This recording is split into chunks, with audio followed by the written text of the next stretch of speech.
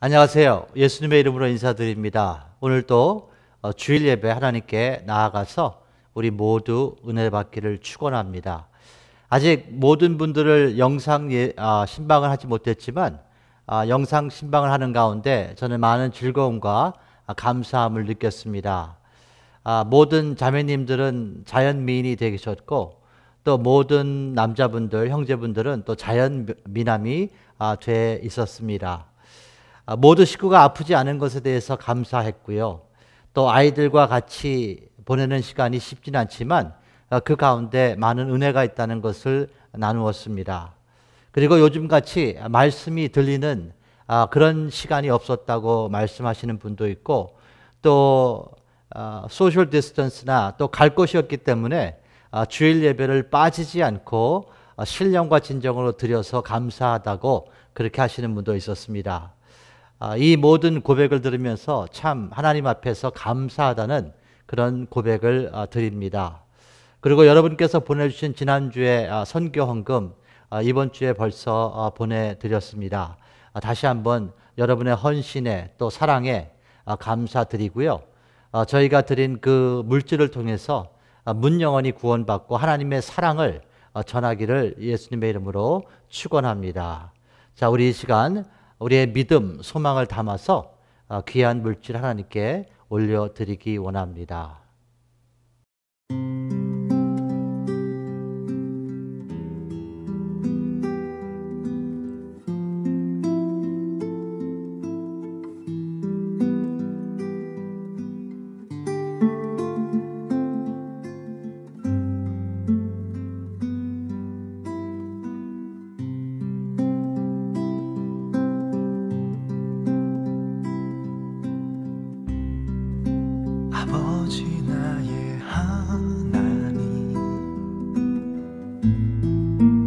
말씀하시는 하나님,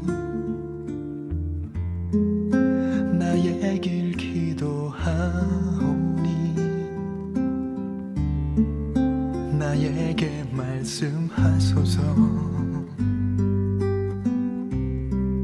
사랑하는 내 아이야, 두려워하지 말아라. 내 길의 모든 범사가 기한과 때가 있단다.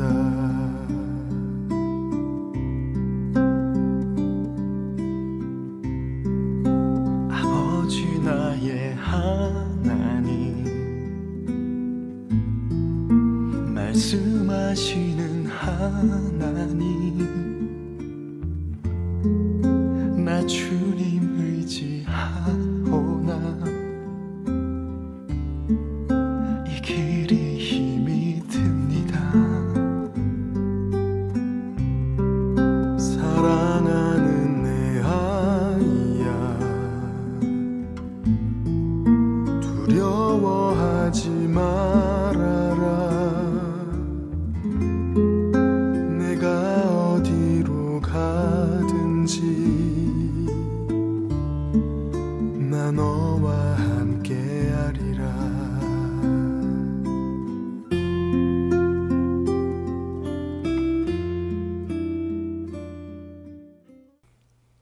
아버지 하나님, 우리의 믿음 또 소망, 사랑을 담아 귀한 물질을 이 시간 드렸습니다.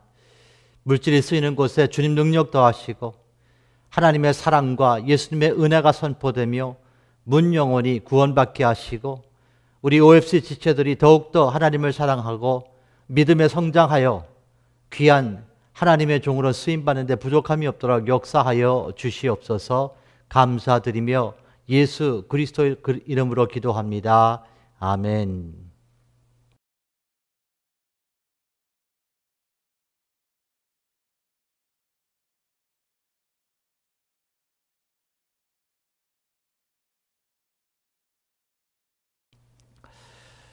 사랑하는 가족 여러분, 오늘은 격려합시다라는 제목으로 같이 은혜를 나누기 원합니다. 우리 본문 말씀 히브리서 10장 22절부터 24절까지입니다. 우리 한번 같이 합독하기 원합니다. 우리가 마음에 뿌림을 받아 양심의 악을 깨닫고 몸을 맑은 물로 씻었으나 참 마음과 온전한 믿음으로 하나님께 나아가자. 또 약속하신 이는 믿으시니 우리가 믿는 도리의 소망을 움직이지 말고 굳게 잡고 24절 서로 돌아보며 사랑과 선행으로 격려하며. 사랑하는 가족 여러분, 아마 6.25 사변을 경험하신 어르신분들을 제외하고는 지금 젊은 세대분들은 지금 지나가는 우리 코비드-19 이 사태가 아마 가장 불투명한 상황, 또 마치 안개가 가득해서 앞을 보지 못하는 그런 상황을 지나가고 있지 않나 생각해 봅니다. 아무리 부지런히 열심히 일을 하고 싶다고 해도 내 힘으로 되지 않고 하나님이 여셔야 되고 또 상황이 허락을 해야 우리가 열심히 다시 일할 수 있지 않습니까? 사실 인간의 힘으로 뚫고 나가기에는 정말 턱없이 부정한 상황을 우리가 지나가고 있습니다. 그러나 이 같은 우리의 상황을 누구보다도 하나님께서 잘 인식하고 계십니다. 그리고 이 같은 상황을 위해서 우리를 위해서 하나님께서 당신의 말씀을 주셨습니다. 교회라는 공동체를 주신 거예요. 자, 오늘 본문은 우리에게 이렇게 말씀하십니다. 히브리서 10장 22절과 23절인데 우리가 마음의 뿌림을 받아 양심의 악을 깨닫고 몸을 맑은 물로 씻었으나 이것은 구원받았다는 거예요. 예수 그리스도를 영접함으로 말미암아 그분의 보혈로 말미암아 우리가 죄사함을 받고 그분의 부활로 말미암아 그분의 의가 우리에게 적용됨으로 우리가 구원을 받았다는 것을 말하는 거예요. 자, 이 구원받은 사람들이 22절 하반절인데 참 마음과 온전한 믿음으로 하나님께 나아가자고 성경은 오늘 말씀하세요. 또한 23절에 또 약속하신 이는 믿으시니 우리가 믿는 도리의 소망을 움직이지 말고 굳게 잡으라고 말씀하십니다.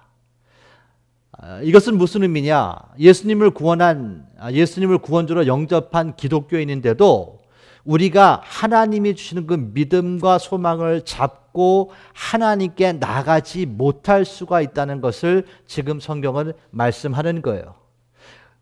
하나님께서 우리에게 원하시는 것은 참 마음과 온전한 믿음으로 하나님께로 나오라는 것입니다. 그분의 언약을 붙잡고 오라는 거예요. 그리고 그분께서 주신 소망을 붙잡고 오라는 것입니다. 자, 이것은 무엇을 의미하느냐? 이 세상의 삶은 예수님을 영접하더라도 환난과 역경이 있다는 것을 지금 말씀하고 있는 것입니다. 구원받은 기독교인들도 모든 문제에서 해결받은 것이 아니라 이 지상에서 사는 그 동안은 환난과 역경이 있다는 거예요. 그렇기 때문에 마음을 하나님께 향하고 믿음을 갖고 소망을 붙잡고 나아가야 된다고 오늘 성경은 우리에게 말씀하세요. 마치 우리가 겪고 있는 지금 코로나 사태를 이기는 방법을 우리에게 오늘 말씀해 주시는 것입니다. 자, 한 단계 더 깊은 의미로 이 말씀을 분석해 보게 되면 소망을 갖고 믿음을 갖고 나아가라는 그 의미는 어려운 환경과 상황 가운데서 하나님께서 우리에게 요구하시는 것은 인내를 원하신다는 것입니다. 인내 말입니다. 자, 인내라는 단어 참 심플한 단어 같지만 쉬운 단어 같지만 참 어려운 단어가 아닌가 생각합니다. 왜냐하면 인내 안에는 기다림이 있고 인내 안에는 고통이 있고 어려움이 있기 때문이죠. 그래서 이 믿음의 역사를 위해서 인내를 위해서 우리가 필요한 것이 있는데 그것이 오늘 말씀하시는 본문의 24절이에요. 그 말씀이 서로 돌아보아 사랑과 선행으로 격려하라고 말씀하십니다. 자, 인내를 우리가 갖기 위해서는 우리가 혼자서 이겨나갈 수 있는 것이 아니고 서로 돌아봐서 사랑과 서로 선행으로 서로를 격려하라고 오늘 말씀하세요. 자, 서로 돌아본다는 의미는 무엇일까요? 24절을 다시 보게 되면요, 그것은 사랑과 선행을 의미하는 것입니다. 이것이 격려의 뜻이에요. 자, 격려는 우리 영혼의 비타민입니다. 격려는 우리 영혼의 산소와 같은 역할을 하는 것이에요. 자, 인간은 힘든 일을 만나면 의욕을 상실하게 됩니다. 꿈을 포기하기도 합니다. 그리고 소원이 사라지기도 해요. 우리는 이 같은 상태를 침체라고도 하고 또 슬럼프라고도 말할 수 있습니다. 이 침체와 슬럼프가 오래되게 되면 그것이 디프레션, 우울증으로 변할 수도 있고 또 심지어는 자신의 이 세상에 존재하는 그 존재 목적까지도 상실할 수 있습니다. 하나님께서는 이런 우리를 잘 아신다는 거예요. 그래서 이럴 때 필요한 것이 무엇이냐? 그것이 사랑과 선행으로 하는 격려라고 오늘 말씀해 주십니다. 이 격려라는 단어, 영어로는 encouragement. 이 encouragement은 compound word의 합성어인데 이것은 courage라는 단어와 n이라는 단어가 하나가 된 단어예요. 자, courage라는 단어는 용기를 말하는 거예요. 그리고 n이라는 단어는 내면으로 들어온다, 안으로 들어온다, 그런 의미를 갖고 있습니다. 다시 말해 용기를 내면으로 불어넣는 그것이 encouragement입니다. 그것이 격려라는 것이에요. 그래서 encouragement, 격려 equals in 안으로, 그 다음에 더하기 용기, courage, 그런 의미를 갖고 있어요. 자, 낙심된 상황에서 주저앉는 사람이 있을 수 있지요. 그러면 그 사람이 그 상대가 일어나기 위해서 힘을 공급해 주는 것이 격려라는 것입니다. 다시 일어날 수 있도록 영혼의 비타민을 주는 긍정적인 자극을 준다는 거예요. 마치 코로나 환자에게 필요한 것이 산소 아닙니까? 그래서 벤틸레이터를 사용해서 산소를 24시간 동안 공급해 주는 그 역할이 격려라는 것입니다. 그렇습니다. 격려는 상대를 일으킵니다. 상대를 포지티브하게 긍정적으로 자극해요. 깨워줍니다. 또 분발하게 해줍니다. 회복하게 해줍니다. 환호와 갈채를 통해서 위로의 힘을 얻게 합니다. 응원으로 말미암아 밝은 기운을 넣어주기도 합니다. 격려는 상대의 수고를 또한 인정해 주는 거예요. 그래서 그 인정으로 말미암아 그 사람이 그 하는 일의 가치와 의미를 다시 마음에 새기면서 격려를 받게 하는 것이죠.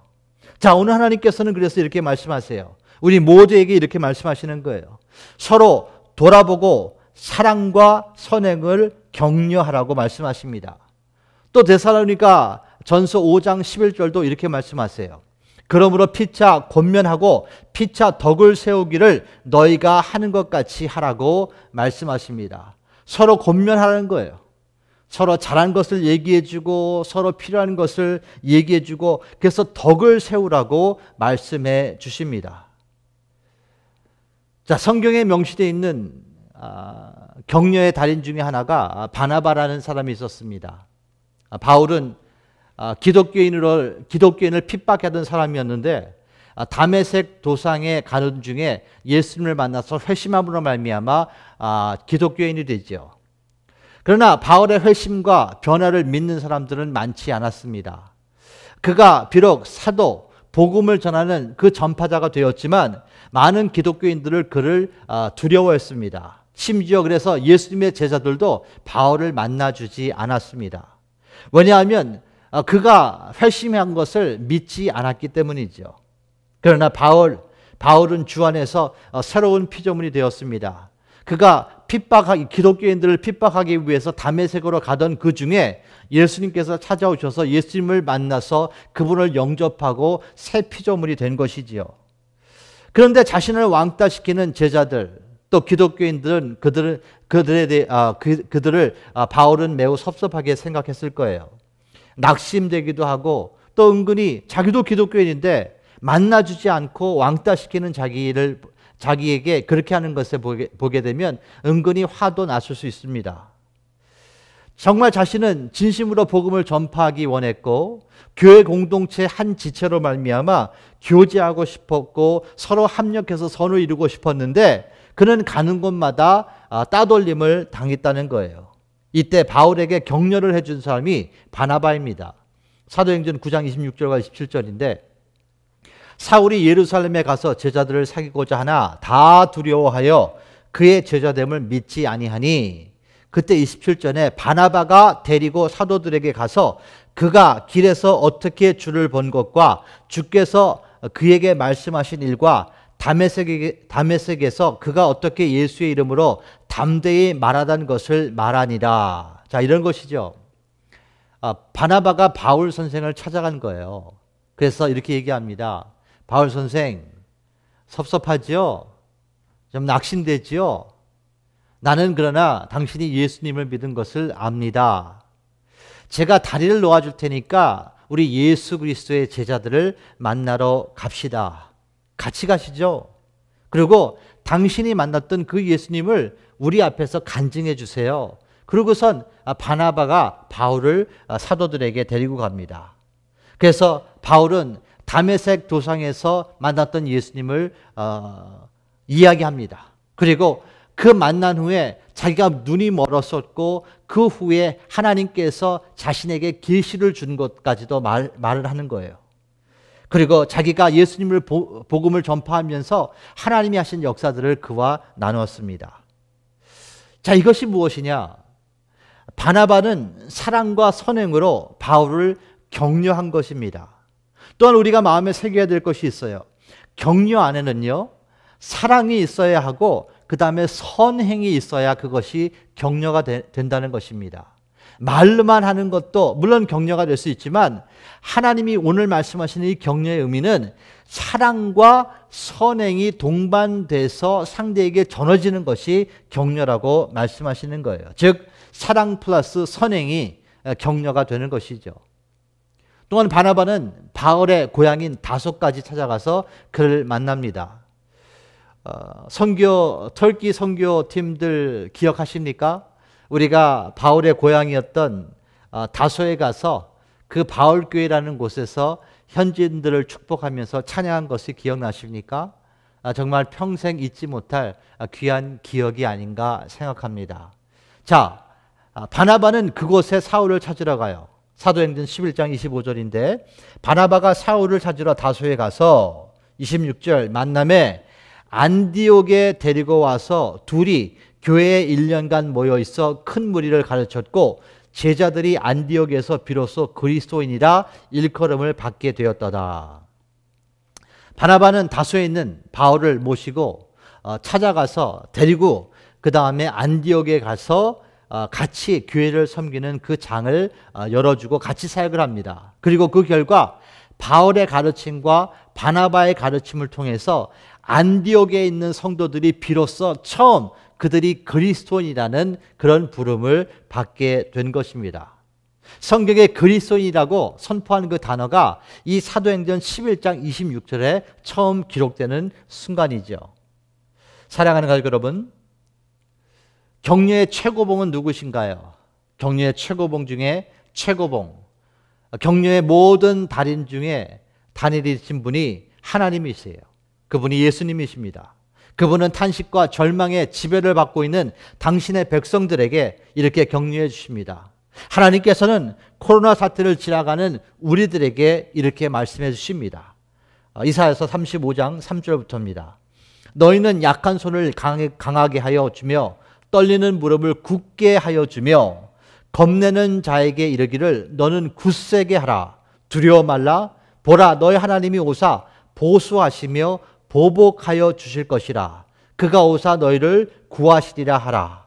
그때 소경이 눈을 밝힐 것이며 귀머거리가 귀를 열릴 것이며 그때 저는 자는 사슴같이 뛸 것이며 벙어리의 혀는 노래하리니 이는 광야에서 물이 솟겠고 사막에서 시내가 흐를 것임이니라.